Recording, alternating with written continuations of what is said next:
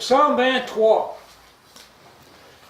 J'ai fait ça juste en parlant de temps vous cherchez dans la Bible. Psaume 23. J'ai fait ça avec un Chinois à un moment donné. J'ai dit, enseigne-moi quelques mots. Tout ce que je sais, c'est Joson. Puis maintenant que je le vois, je dis Joson, puis il est tout excité parce que j'ai utilisé un mot.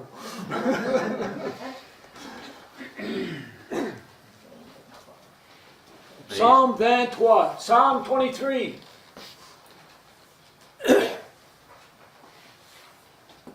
Et comme je dis, je ne suis pas un berger. Mais il y a des choses qu'on peut apprendre dans ce psaume.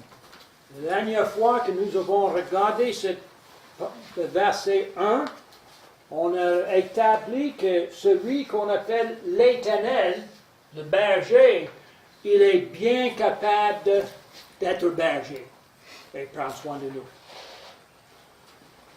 The last time we had verse 1, and we established that this one that we call, I don't know how it is in English, in the eternal one, the Lord, I guess the Lord is my shepherd. Okay. The Lord, He is able to take care of us as a shepherd. Now we're going to be looking at verse 2 and 3. Ce matin, on va regarder 2 et 3. Mais avant les trop loin, on va prier, s'il vous plaît. Père Céleste, on veut te remercier pour ce temps. Et Seigneur, nous prions que tu diriges dans l'enseignement de la parole, glorifie ton nom, mais nous prions, Seigneur, que chacun de nous, on va recevoir quelque chose de spécial de ta parole. Et que cette psaume peut devenir une partie de nous. Et qu'on va l'apprendre d'aimer parce que c'est une partie de ta parole, mais c'est un psaume spécial. Et que tu peux utiliser ce psaume dans nos vies.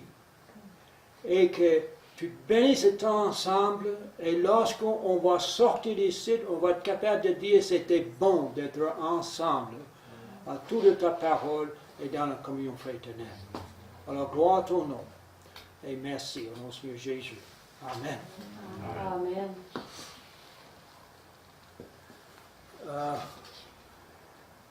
On va apprendre le vers de ce chapitre ensemble, n'est-ce pas? La dernière fois, je vous ai fait répéter le verset 1. Ce matin, on va lire versets 1, 2 et 3 ensemble, s'il vous plaît. J'espère que vous allez mémoriser ce chapitre. We're going to be reading this 1, 2, and 3 together, and I hope when we get through all this psalm, they're going to learn the psalm by heart. OK. Psaume 23, verset 1. L'Éternel est mon berger, je ne manquerai de rien. Il m'a fait reposer dans le vert pâturage, il me dirige près des eaux paisibles, il restaure mon âme. Il me conduit dans les sentiers de justice à cause de son nom. Merci. On va le répéter à le faire aussi. Maintenant, essayez de vous mettre dans le contexte. OK? Et on n'est pas habitué de ce contexte parce qu'il y a beaucoup de personnes qui vivent en ville. Et on était éloignés des contextes de campagne, puis d'avoir les animaux. Les moutons sont on va dire, une race spéciale. Il faut prendre soin. Il m'a fait reposer dans les verts pâturages. Maintenant, pensez. Qu'est-ce que ça veut dire? I want you to think about this when He makes me lie down in green pastures. What does this mean? Mais pour beaucoup de nous, on va penser tout de suite manger. Hein? Le mouton doit manger. Alors, il pouvoir pour le berger va dans les places. Et n'oublie pas, dans ce temps ici, dans le temps de David, en Israël, c'est pas ici au Québec où tout est vert. partout. Alors, le berger doit trouver les verts pâturages pour les moutons. Et c'est pâturage libre, on va dire. Il n'y a pas de clôture dans le temps. Donc, il voyageait, comme on voit dans l'Ancien Testament, il voyageait avec les troupeaux, d'une place à l'autre. Et l'idée, c'est de trouver des pâturages pour les moutons. We're just trying to put this in context about the green pastures. We're not in the time of David. He doesn't live in Quebec. He lives in Israel. And the shepherd's got to find pasture for green pastures for the sheep. C'est le berger qui le fait. Il m'a fait. Qui le fait? L'Éternel, le berger qui fait ça. Il m'a fait reposer. Maintenant, il faut imaginer un petit peu de ça. Il fait reposer. L'autre jour, en venant d'ici à l'église, on a vu un pâturage, là, que les vaches étaient dans le foin à peu près haut jusqu'à la bedaine, là. Je dis à ma femme, ça doit être quelque chose, être une vache dans la nourriture partout, juste en abondance le même. Et donc, l'idée ici, c'est que pour reposer dans les verts pâturages, qu'est-ce qu'il faut faire? Oui, la nourriture, là. Il y a quatre choses que tout animal a besoin. Pensez. Et même, je dirais, pour nous-mêmes aussi. C'est facile de manger, de l'eau. Il y a deux autres choses. Se reposer, il y a besoin de repos, oui. Mais avant d'avoir le repos, il y a deux autres choses qu'il faut, qu'ils ont besoin d'être libérés de ça. La protection, ça veut dire qu'il y a besoin d'être libéré de tout danger et toute inquiétude. Ça, c'est quelque chose, parce que le berger doit le faire. Ça veut dire il doit être libéré de tout danger. Les coyotes, l'ours, les chiens qui vagabondent, puis tout animal qui peut faire peur ou qui est dangereux pour les moutons. Le berger doit faire ça. I'm just telling here that there's 4 things, and you know more about this than I do. And someday I want to talk to you about this. C'est là qu'il était berger autrefois. Alors, un jour, je vais aller parler avec lui comme ça. Okay? They need food, water, but they got to be liberated by the words is going away. Any danger around them, and they're going to be needed the insects that bother them as well. And if they're not liberated by this, they don't rest, do they? Okay. I'm just going to run this through him because lui, il était berger autrefois. Alors, ils ont besoin de libérer de tout danger. Et la quatrième chose, ils ont besoin de libérer de tous les insectes. Alors, juste pensez à tous les animaux que vous connaissez, là. Les vaches, les chevaux, les insectes qui sont toujours autour d'eux, les mouches, puis tout, puis ça leur mange, là. Même les orignaux, puis les chevreuils, ils doivent sortir de bois parfois dans une place ouverte où ils ventent un peu parce qu'il y a trop les mouches. Alors, ils doivent être libérés de ça. Alors, c'est le berger qui doit faire ça parce qu'ils disent, il m'a fait reposer. Donc, le berger doit surveiller tout autour, le danger, enlever tout danger et toute chose qui peut déranger les moutons pour qu'ils puissent se reposer. Parce que même si dans le pâturage, puis toujours à la guette, là, ils ne mangent pas trop. Hein? Et tout animal, on voit ça, là. Ils mangent un peu, ils surveillent, puis ils ne sont pas à l'aise. Mais ici, c'est clair, il m'a fait reposer. OK? Alors donc, on voit ça, qu'il m'a fait reposer. Maintenant, lorsqu'on voit ici le pâturage, le vert pâturage, l'abondance, tout ce que je veux désirer, le berger doit trouver ce pâturage. Et dans le temps ici, là, on sait qu'Israël c'est une place sec, donc le berger doit voyager, puis il doit savoir, et souvent l'été, il doit aller sur les hautes montagnes, où c'est plus frais, où c'est plus le puits en abondance, et où est le foin et le pâturage plus en abondance. Dans le Psaume 18, 2 et 3, we're going to be looking at Psalm 18, 2 and 3. And I just was mentioning that he had the shepherds has to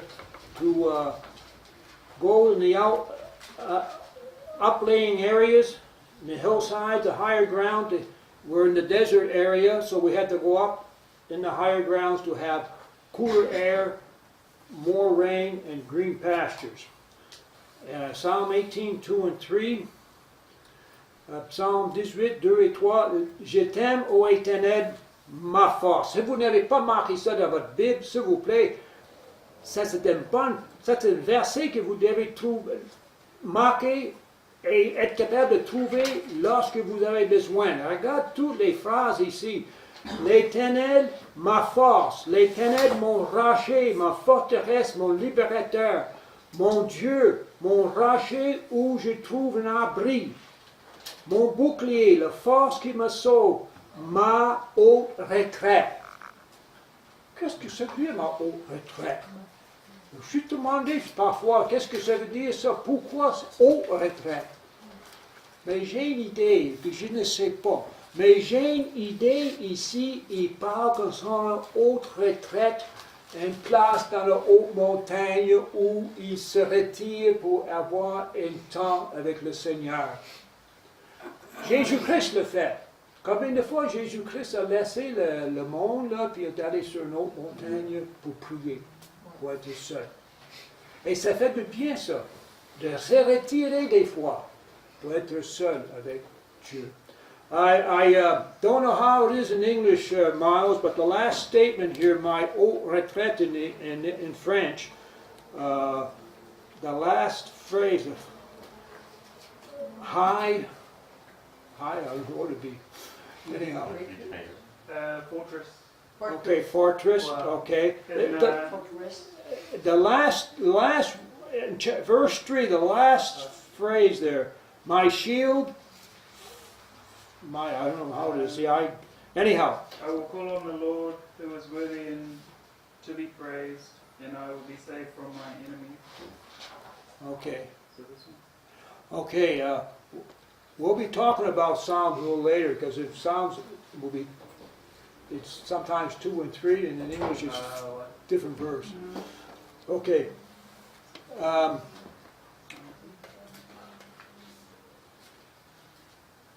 Alors, on voit ici ma haute retraite.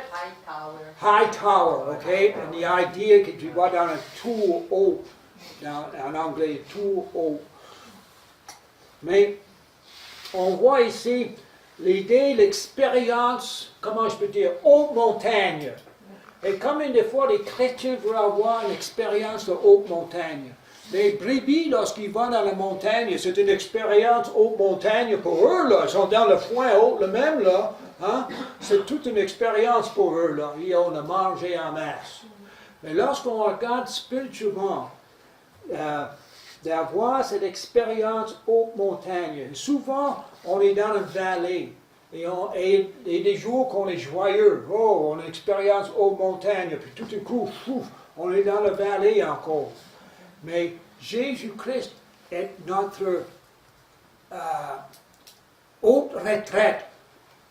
Et de passer le temps avec Jésus-Christ est si important.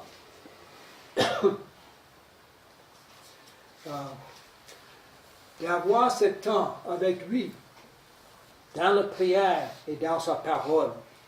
Et parfois, ça fait du bien de se retirer, d'avoir même les églises évangéliques, ils ont les temps de retraite parfois. et d'aller dans les places les mêmes et juste avoir un temps de communion fraternelle puis à toutes les paroles. Mais nous pouvons avoir une expérience de haute montagne.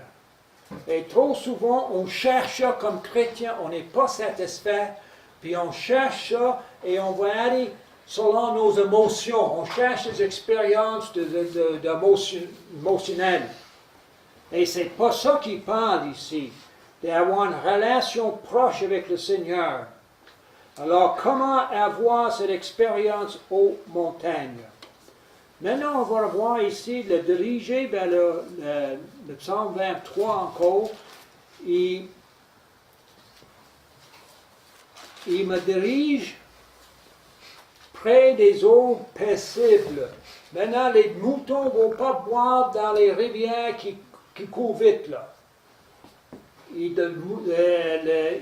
va boire absolument dans l'eau qui est tranquille. Le berger doit trouver cette eau-là. Et souvent même, il peut creuser parfois un canal à côté de la rivière pour que l'eau puisse entrer là et se tranquilliser. Et là, les moutons vont boire. C'est la responsabilité de ce mouton, de ce berger. Et l'eau paisible, avoir la paix à tous deux. Nous pouvons avoir la paix. Même dans le temps de difficulté, on peut avoir la paix en dedans. Et dans Romains chapitre 5, verset 1, je crois qu'on doit vraiment méditer sur certains versets parce que Romains 5, 1, étant donc justifiés par la foi, nous avons la paix avec Dieu par notre Seigneur Jésus-Christ.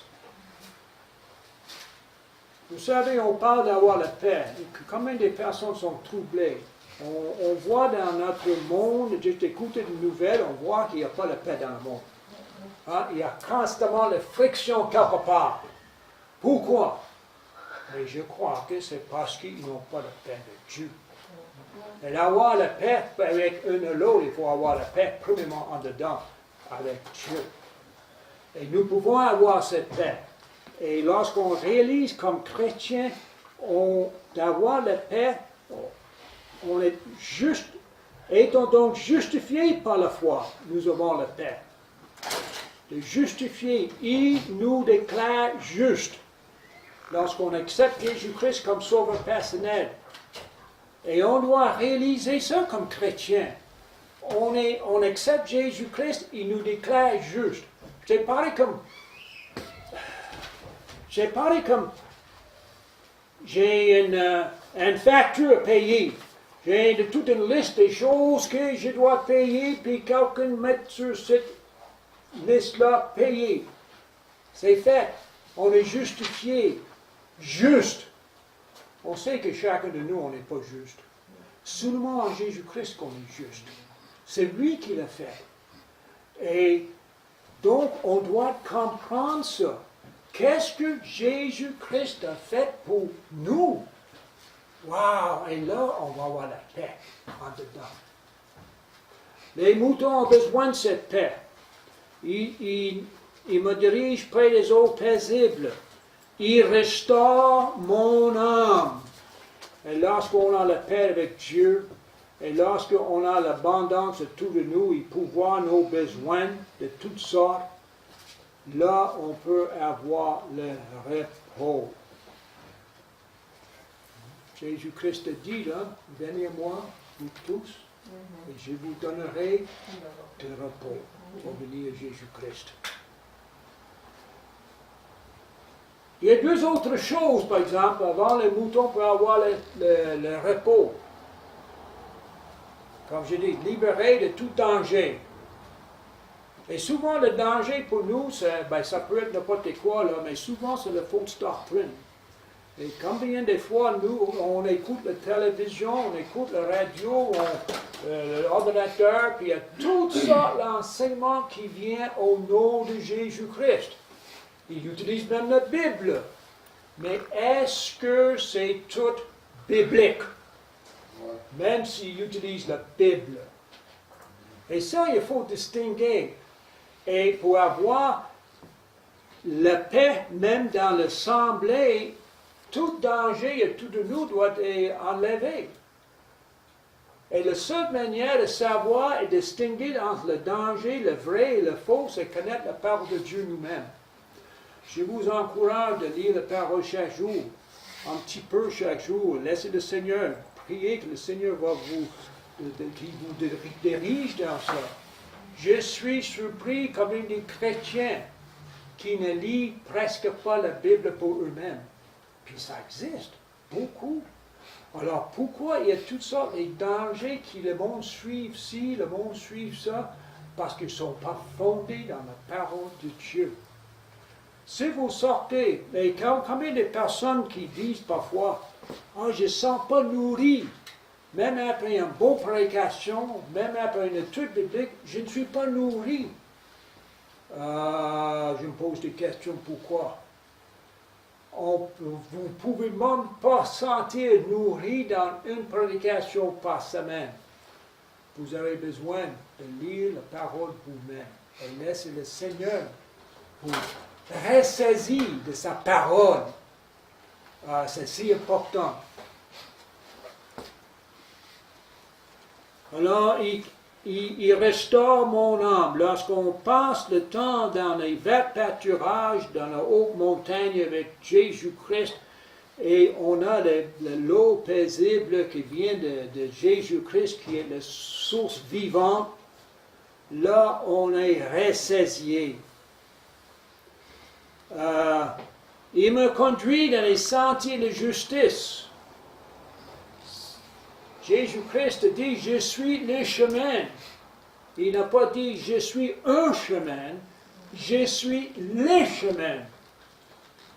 Alors, il est le chemin, et il n'y a pas d'autre.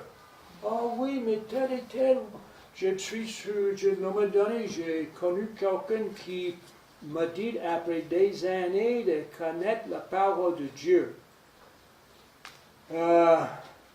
Deux différentes personnes. Une qui m'a dit, après entendu la parole de Dieu, qu'est-ce que c'est la différence entre Noël et Pâques?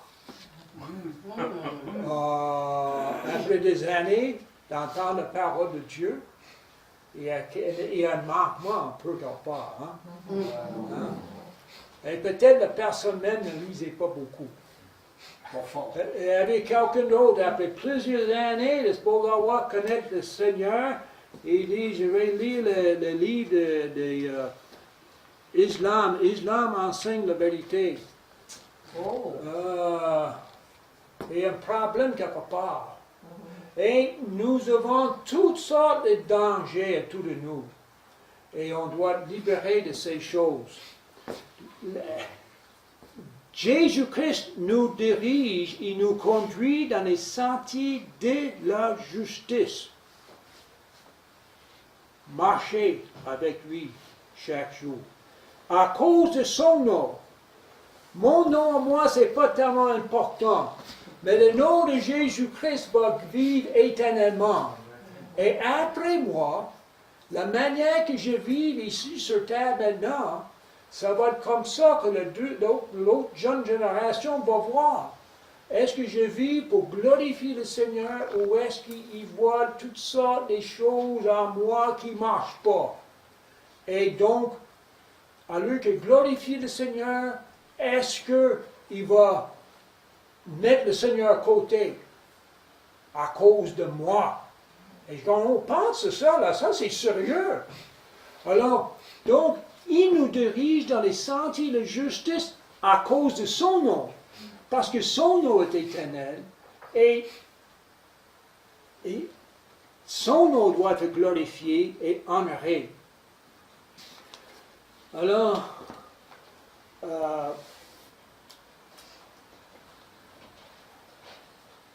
pourquoi le monde sont insatisfaits? Pourquoi le monde sont agités?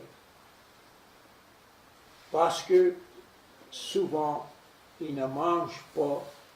Pourquoi ils ne prennent pas l'eau paisible du Seigneur et ils sont dans toutes sortes d'affaires. si on n'est pas dans la parole, on va être agité souvent. Je connais d'autres familles qu'on connaît très bien. Elle, on connaissait, elle était toute jeune lorsqu'on la connaissait. Tout d'un coup, ils ont décidé d'aller dans un groupe qui est plus... a beaucoup d'émotions. Et ça nous a fait de la peine de voir ça, d'entendre ça. Puis, mais est-ce que cette famille était basée, plantée dans la parole de Dieu? Alors, on voit que le troupeau doit suivre le berger. Ce n'est pas le berger qui le pousse là. Il doit suivre. Et souvent, le monde va chercher toutes sortes de choses. J'ai emmené avec moi une chaudière. Une chaudière qui se regarde comme une bonne chaudière, c'est vraiment une forte. J'ai utilisé ça pour toutes sortes d'affaires, mais vous savez, un problème, ça coule. Et combien de personnes vont aller chercher ici et là dans le monde toutes sortes de choses. Ça regarde bien, c'est bien. Il y a un problème, par exemple. Souvent, ces choses-là, ça coule. Hein? On doit vraiment mettre notre confiance dans la parole de Dieu.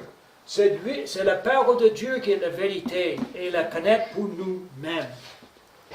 Alors, on va arrêter avec ça, mais je vais utiliser une illustration que j'ai déjà utilisée ici. Encore, je suis avec mes notes que je ne suis pas.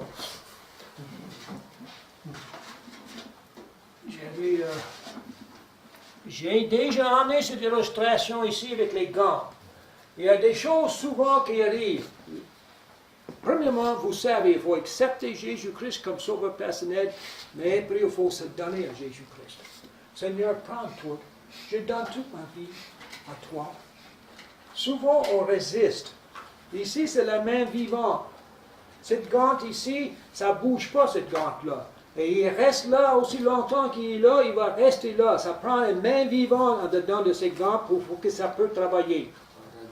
Et la main vivante, c'est la main de Dieu. Et quand on accepte Jésus-Christ comme sauveur personnel, il entre en dedans de nous et on peut travailler pour le Seigneur parce que la main vivante de Dieu est là, est dedans. Cette gante est flexible, mais trop souvent, nous, comme êtres humains, on est comme cette gante ici, qui est raide. C'est la même main vivante, mais c'est raide. Et on est raide vers le Seigneur. On veut faire notre propre volonté, et non pas la volonté de Dieu souvent. Et donc, la main vivante est là, il veut nous utiliser, mais on résiste. C'est mieux d'être cédé à la volonté de Dieu et laisser le Seigneur travailler en nous. Et souvent, on n'a pas le Père dedans parce qu'on résiste parfois à la volonté de Dieu. Je vais juste terminer avec ça.